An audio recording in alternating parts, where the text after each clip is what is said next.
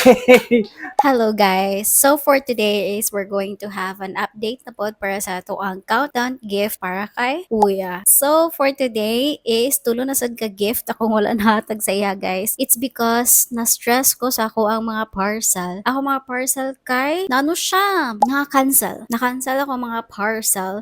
So wala siya ming abot. So nag-ano na lang ko, nag-buy na lang ko lain. So for today is natay pa-twist since daghan ko gibay sa iya para sa mga upcoming days pa. So ako siyang ipa-pick here. Actually nara iyang mga gift na ni. Ano gipamputos. Sorry sa sipon kay ga gitrangkaso ko. So, ipapick na to siya og number here. Tulo ka gift iyahang i-choose karon. So, tulo ka number ang iyahang pilion. Kay naka-numbering na ni iyahang mga gift. So, kung sa iyahang mapilian, so mo to iyahang i-open. So, let's go. Okay, here we go. Uy, opit na kayo mo ang birthday. Okay, so need ka magbunot dari para sa unsay moha nga gift nga i-open karon. Nanay na yung mga number ng mga kuandara. Ano na mga gift. Tulo kay tulo man ang ako ang utang sa mga gift. Ay, show them. Uy, Number 5. Number 2. Number 2. Number 2. Ala, Barina. Victoria's Secret. Sige. Sa kuan ni na asa man ni dapat nimo gipalit.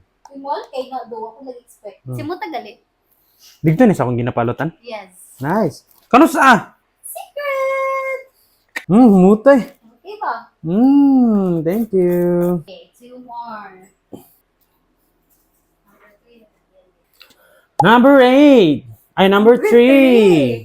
Number 3. Shampoo. Open it.